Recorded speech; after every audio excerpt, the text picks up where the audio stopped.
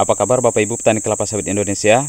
Semoga kita semua selalu dalam keadaan baik, damai, dan sejahtera. Apa yang terjadi jika jarak tanam kelapa sawit terlalu rapat? Bagaimana performa buahnya? Bagaimana kondisi tanamannya? Baiklah Bapak Ibu petani sawit Indonesia, mari kita simak video berikut ini.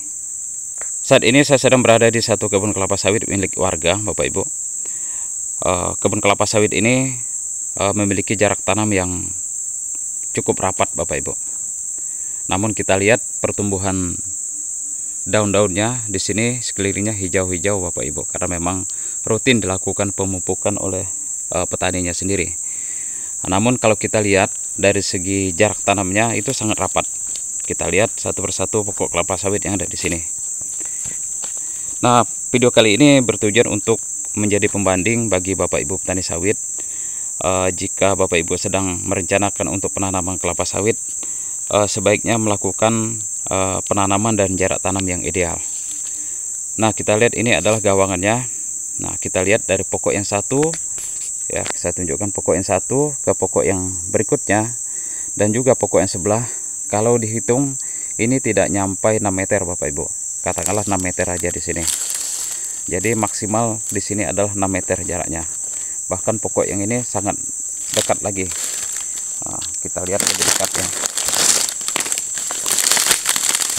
Nah, antara pokok yang ini dan pokok yang ini berjarak lebih kurang 4 meter saja. Begitu juga pokok yang ini dan pokok yang sebelahnya 4 meter juga. Memang semuanya jarak tanamnya sangat rapat di sini Bapak Ibu.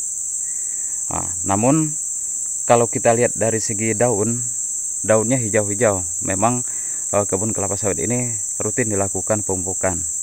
Namun yang jadi permasalahan kita di sini Bapak Ibu, kita lihat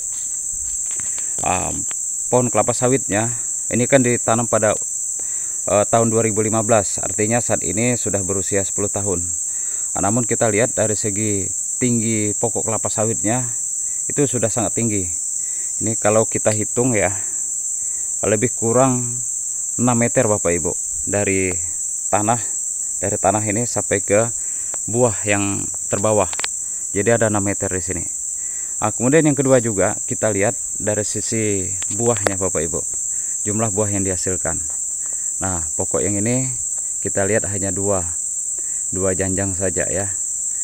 Kemudian pokok yang sebelahnya lagi itu hanya 2 juga, yang ini kelihatan enggak? Itu ada 2. Kemudian pokok yang sebelahnya 1, 2, 3 Bapak Ibu. Nah, kita lihat dari sisi jumlah buah itu sangat minim. Kemudian yang kedua juga dari segi ukuran pelepahnya kecil-kecil di sini. Nah, hal ini terjadi karena memang pokok kelapa sawit yang ditanam ini terlalu rapat. Nah, jika terlalu rapat seperti ini, terjadilah perebutan atau persaingan cahaya matahari. Jadi kebun kelapa sawit ini terjadi persaingan energi Bapak Ibu, energi berupa matahari. Jadi kita ketahui bahwa pupuk yang kita taburkan di piringan kelapa sawit selanjutnya nanti akan diolah di daun Bapak Ibu dengan bantuan cahaya matahari. Unsur hara berupa pupuk tadi akan diolah atau akan disebarkan ke seluruh tubuh untuk dijadikan pertumbuhan akar, batang, dan buah Bapak Ibu. Namun kalau sumber mataharinya kurang atau cahaya mataharinya kurang diterima oleh tanaman tersebut, maka tanaman tidak bisa bertumbuh dengan secara maksimal. Nah, kita lihat memang di sini walaupun sudah dipupuk, buahnya tidak maksimal Bapak Ibu. Ada buahnya tapi tidak maksimal. Dan semua pokok kelapa sawit di sini buahnya tidak maksimal. Dan yang kedua juga, kerugian kita bagi kita sebagai petani, pokoknya cepat tinggi. Yang seharusnya kalau 10 tahun paling kisaran di angka 4 meter tingginya, sekarang sudah mencapai 6 meter. Dan tentu saja akan menyulitkan pemanenan Bapak Ibu. Jadi saat kita melakukan pemanenan, biasanya pelepah itu nyangkut ke dahan ataupun pelepah yang lain, sehingga menimbulkan resiko yang cukup besar bagi pemanen. Kita lihat kebun ini sudah dirawat oleh petani dengan bersih. Kita lihat gawangannya bersih ya, piringannya pun bersih di sini. pertanda bahwa petani ini rajin sekali datang ke kebun ini.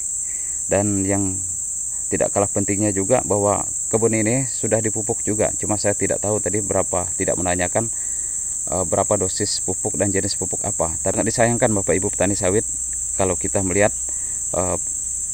kondisi kebun seperti ini. Kita lihat juga di pokok berikutnya sama ya, kondisinya sama.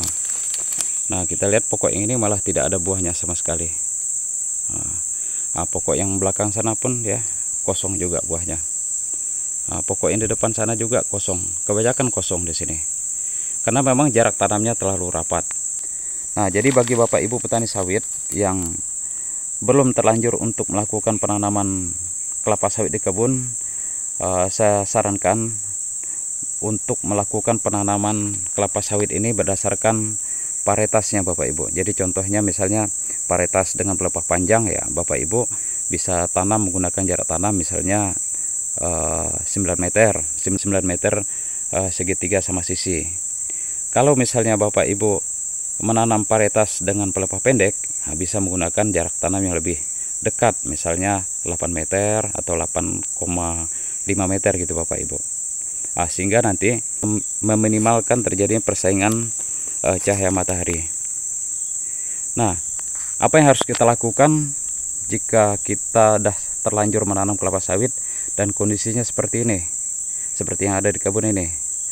Maka salah satu solusi yang harus kita lakukan untuk kebun yang seperti ini, kita pilih Bapak Ibu pokok kelapa sawit yang jaraknya sangat dekat ya. Contohnya ini yang dekat saya ini, pokok yang ini dengan pokok yang sebelahnya ini lebih kurang 4 meter. Kemudian dari pokok yang sebelah ke pokok yang sebelah lebih kurang 4 meter. Nah, kita korbankan Bapak Ibu, kita korbankan atau kita bunuh salah satu.